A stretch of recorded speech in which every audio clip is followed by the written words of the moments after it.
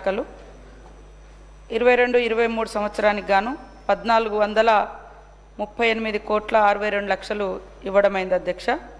అదేవిధంగా 23-24 సంవత్సరానికి గాను 950,04,04,00,000 ఇవ్వడమైంది అధ్యక్ష. బి ప్రశ్న పెండింగ్ బిల్స్ ఇప్పటి వరకు ఎంత అని అడిగినప్పుడు 5,520,60,00,000 అధ్యక్ష.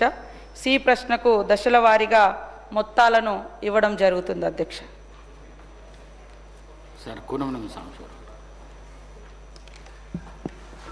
Thank you sir. Fee reimbursement ఈ సమస్య వలన రాష్ట్రంలో కొన్ని లక్షల మంది విద్యార్థులు మానసికంగాను అలాగే కుటుంబ పరంగాను అనేక ఇబ్బందులకి గురవుతున్నారు. తల్లిదండ్రులు కూడా మనోవేదనకు గురవుతున్నారు అధ్యక్ష. ప్రత్యేకించి వాళ్ళ ఎంపవర్మెంట్ పిల్లలకి మానసికమైనటువంటి అవమానాలకి గురయ్యే పరిస్థితి కూడా వస్తుంది అధ్యక్ష. వాళ్ళకి సర్టిఫికెట్స్ ఇవ్వకుండా వాళ్ళని కాలేజీలు పిల్లల్ని తల్లిదండ్రులను తిప్పుకుంటూ ఈ విధంగా ఈ పరిస్థితుల్లో సరే గవర్నమెంటు కొన్ని వాళ్ళకి దశల వారీగా చెల్లించే విధంగా ఇది ఒక అండర్స్టాండింగ్ అయితే చేశారు. కానీ ప్రాక్టికల్గా వచ్చేసరికి గవర్నమెంటు ఆదేశాలని కాలేజీలు వాటిని పాటించట్లేదు. వాళ్ళు ఏ పద్ధతిలో అయినా సరే పిల్లల్ని రానియకుండా ఉంటే వాళ్ళు తల తాకట్టు పెట్టైనా సరే కడతారనేది ఉంది. సరే వాళ్ళ బాధలు కూడా వాళ్ళకు ఉన్నాయి. అందులో ఇవాళ కార్పొరేట్ కాలేజీలు అయినా సరే వాస్తవంగా ఇన్నేసి కోట్లు వాళ్ళకి బకాయిలు ఉన్నప్పుడు నడపడం కూడా వాళ్ళకి కూడా కష్టంగా ఉంది. అందులో చిన్న కాలేజీలు వాళ్ళు ఉన్నారు, ఇంటర్మీడియట్ కాలేజీలు ఉన్నాయి, డిగ్రీ కాలేజీలు ఉన్నాయి, అలాగే ఇంజనీరింగ్ కాలేజీలు ఉన్నాయి, ఇతర అన్ని రకాల కాలేజీలు ఉన్నాయి అధ్యక్ష. వాళ్ళకి సంబంధించి ఏదో ఒకటి త్వరితగతిన పరిష్కారం చేయకపోతే అటు ఆ యాజమాన్యాలు దెబ్బతింటాయి. స్కూల్స్ కాలేజీలు ఇంటర్మీడియట్ నుంచి మొదలది అవి చాలా మూతపడే ప్రమాదం ఉంటుంది. ఇప్పటికే మూతపడ్డాయి. అదేవిధంగా పిల్లల భవిష్యత్తు కూడా అగాధంలో పడే పరిస్థితి ఉంది అధ్యక్ష. నాకు ఉన్న ఇన్ఫర్మేషన్ ప్రకారంగా ఫీజు రీయింబర్స్మెంట్ బకాయిలు ప్రస్తుత విద్యా సంవత్సరం వరకు దాదాపు 7,000 కోట్లు ఉన్నాయి అధ్యక్ష. సరే ఇప్పుడు గవర్నమెంట్గా చెప్పింది 1,438 అలాగే 950 మొత్తంగా 5,520 అని చెప్పారు. సరే సంఖ్య నాకు కూడా అథెంటిక్గా లేదు కాబట్టి నాకున్న ఇన్ఫర్మేషన్ మీ దృష్టికి తీసుకొస్తున్నాను. అలాగే 22, 23, 24 2 సంవత్సరాలు కలిపి 3,900 కోట్లు దాదాపు సంఖ్య కలుస్తూనే ఉంది. గ్రాడ్యుయేట్ ఎమ్మెల్సీ ఎన్నికల ముందు 30% అంటే 1,200 కోట్లకు టోకెన్లు జారీ చేయటం జరిగింది. కానీ దానికి సంబంధించినటువంటి బిల్లు రిలీజ్ కాలేదు అధ్యక్ష. అలాగే ఫీజు రియంబర్స్మెంటు స్కాలర్షిప్లను 3 నెలలకు ఒకసారి వాయిదాల పద్ధతిలో చెల్లించేలా ప్రభుత్వం గతంలో మార్గదర్శకాలు తీసుకొచ్చింది. ఆ వాయిదాల పద్ధతి అనేది కొనసాగట్లేదనేది మీ ద్వారా తెలియజేస్తున్నాను అధ్యక్ష. అలాగే విద్యా సంవత్సర ప్రారంభంలో 25%, మధ్యలో 50%, చివరిలో మరో 25% చెల్లించాల్సిన అవసరం ఉంటుంది. అది రొటీన్గా జరిగే ప్రాసెస్. కార్పొరేట్ స్కీమ్ కింద బీసీ, ఎస్సీ, ఎస్టీ, మైనార్టీ విద్యార్థులకు ప్రభుత్వం ఒక్కొక్క విద్యార్థికి 35,000 రూపాయల చొప్పున అర్హత కలిగిన ఎంపిక చేసిన ప్రైవేట్ ఇంటర్మీడియట్ విద్యా సంస్థలకు చెల్లిస్తున్నది.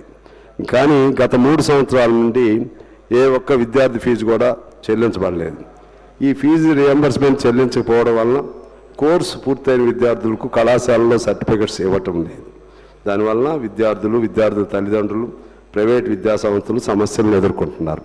ఈ అంశానికి సంబంధించి మరి ఫర్దర్ డిస్కషన్ వెళ్లకుండానే సూటిగా నేను ప్రభుత్వాన్ని మీ ద్వారా అడుగుతున్నాను. ఇప్పుడు మీరు చేసినటువంటి నిబంధనలు దాన్ని అమలు చేసే అవకాశం ఉందా? అవకాశం ఉన్న విధంగా మీరు చెప్పిన పద్ధతుల్లో, వాయిదాల పద్ధతుల్లో ఫీజు రియంబర్స్మెంట్ విడుదల చేస్తున్నారా? ఇప్పుడు మీరు చెప్పిన దానికి అనుగుణంగా చేస్తున్నారా? చేసే అవకాశం ఉందా? ఎప్పుడులో పూర్తి అవుతుంది? ఇవన్నీ రోజుల్లో ఇప్పుడు బకాయి ఇలాగే ఉంటే ఎన్ని రోజులు పడుతుంది, ఇటువంటి కొంచెం వివరణ ఇచ్చి తద్వారా మీ వివరణ ద్వారా తల్లిదండ్రులకి, యాజమాన్యాలకి, విద్యార్థులకి ఓ మనోధైర్యం కల్పించవలసిన అవసరం ఉందని మీ ద్వారా నేను ప్రభుత్వాన్ని కోరుతూ దానికి సమాధానం చెప్పాలని కోరుతా ఉన్నాను. హరీష్ రావు గారు నువ్వే మాట్లాడు సార్. పల్లా గారు మాట్లాడతారు సార్ ప్లీజ్. ఏమంటారు ఆయన రాలేదనుకో నేను మైక్ అడిగాను.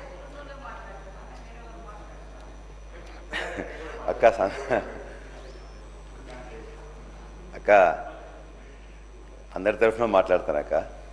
సంతోషం, ధన్యవాదాలు స్పీకర్ గారికి. ఫీ రియంబర్స్మెంట్ మీద ఇది కాంగ్రెస్ పార్టీ యొక్క నేషనల్ పాలసీ, స్టేట్ పాలసీ ప్రకారం ఆనాడు పెట్టారు. రాజశేఖర రెడ్డి గారు పెట్టినప్పుడు ఈ రాష్ట్రంలో ఉండే అత్యంత పేదవాళ్ళు professional courses, medical, engineering, MCA, MBA, pharmacy, hotel management లాంటి కోర్సులకి మొట్టమొదటిసారిగా డబ్బు లేకున్నా ఎస్సీ, ఎస్టీ, బీసీ, మైనార్టీ అందరూ కూడా చదవడానికి అవకాశం రాజశేఖర రెడ్డి గారు ఆనాడు పెట్టారు. పెట్టిన తర్వాత ఆనాడు కూడా కొద్దిగా ఇంత సరిగ్గా నడవనప్పుడు దాని మీద కూడా కొద్దిగా అది చేస్తే ఫస్ట్ కొద్ది మందికి ఇవ్వడం, తర్వాత మైనార్టీస్కి, మిగతా ఓవరాల్గా కూడా పేద ప్రజలందరూ కూడా ఇంప్లిమెంట్ చేసే విధంగా ఈబీసీ పిల్లలకు కూడా ఇవ్వడానికి అని చెప్పి నిర్ణయం తీసుకున్నారు. 2014లో దీన్ని ప్రభుత్వం మారినప్పుడు, తెలంగాణ వచ్చినప్పుడు 1508 కోట్ల బాకీలు ఉండే.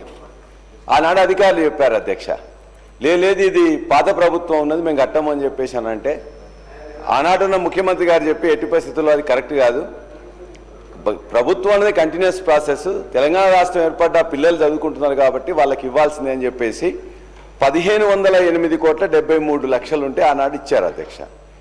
ఆ తర్వాత అప్పటి నుండి 2014 నుండి 2023 వరకు ప్రతి సంవత్సరం అయ్యే ఖర్చు దాని మీద 2,300 నుండి 2,500 కోట్ల రూపాయలు అవుతాయి అధ్యక్ష. ఇందులో ఎంటీఎఫ్, ఆర్టీఎఫ్ అని ఉంటుంది. స్టూడెంట్స్కు మెయింటెనెన్స్ ఫీజు ఆ స్టూడెంట్స్కి సంబంధించి డైరెక్ట్గా వేస్తారు అధ్యక్ష.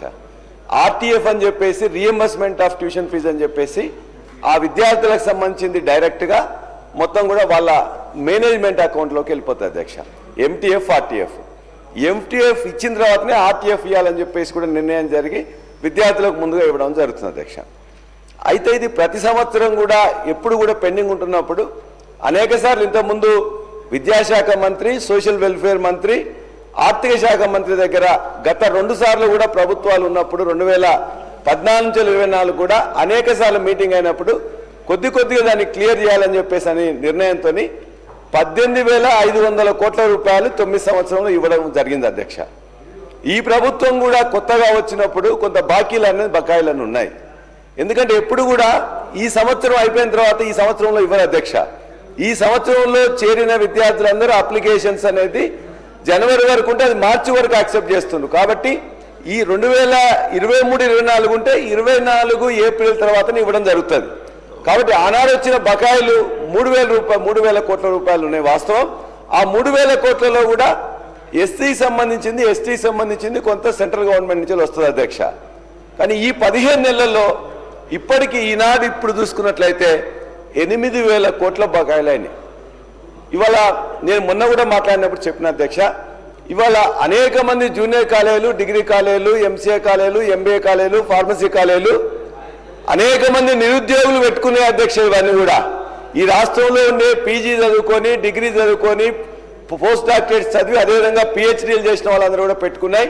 వాళ్ళు కిరాయికి తీసుకున్న కాలేజీలు కూడా చాలా ఉన్నాయి. వాళ్ళు ఇవాళ ఎలక్ట్రిసిటీ బిల్లు కట్టలేకపోతున్నారు, రెంట్ కట్టలేకపోతున్నారు, పిల్లలకు వాళ్ళ యొక్క ఇన్ఫ్రాస్ట్రక్చర్, యూనివర్సిటీ ఫీజు కూడా కట్టలేకపోతున్నారు. కాబట్టి దయచేసి ఈ ప్రభుత్వం ఇప్పటికున్న 8,000 కోట్ల బకాయిల్లో దఫాలుగా ఇవ్వాలని చెప్పేసి ప్రభుత్వాన్ని కోరుతున్నాం. ఇదే విధంగా ఉన్నట్లయితే మొత్తం గ్రామీణ ప్రాంతంలో ఉండే జూనియర్ కాలేజీలు కానీ, డిగ్రీ కాలేజీలు కానీ సగం పైన ఈ సంవత్సరమే క్లోజ్ అవుతాయి. వాళ్ళందరూ వాళ్ళ ఉద్యోగాలు వాళ్ళు కల్పించుకొని మిగతా వాళ్ళకు కూడా ఉద్యోగాలు కల్పించి ఇవాళ మన తెలంగాణలో వాళ్ళ యొక్క కాలేజీలు పెట్టుకున్నారు. వాళ్ళు ఎవరికి పోటీ కాదు. నిజంగా వాళ్ళ పరిస్థితి నేను మొన్ననే ఒకసారి చెప్పిన, సితారా సినిమాలో శరత్ బాబు లాగా ఉంది అధ్యక్ష. డొక్కు కారు ఒకటి ఉంటుంది, మామూలుగా తెల్ల చొక్కా వేసుకుంటారు, కానీ వాళ్ళు ఇవాళ బయటికి పోదామంటే ఒక్క 50 రూపాయలు 100 రూపాయలు కూడా లేని పరిస్థితి ఉన్నది అధ్యక్ష. చాలా దీనావస్థలో యాజమాన్యాలు ఉన్నాయి. దయచేసి మీ ద్వారా ఈ ప్రభుత్వాన్ని కోరుతున్నాం, 8,000 కోట్ల బకాయిలు ఉన్నాయి.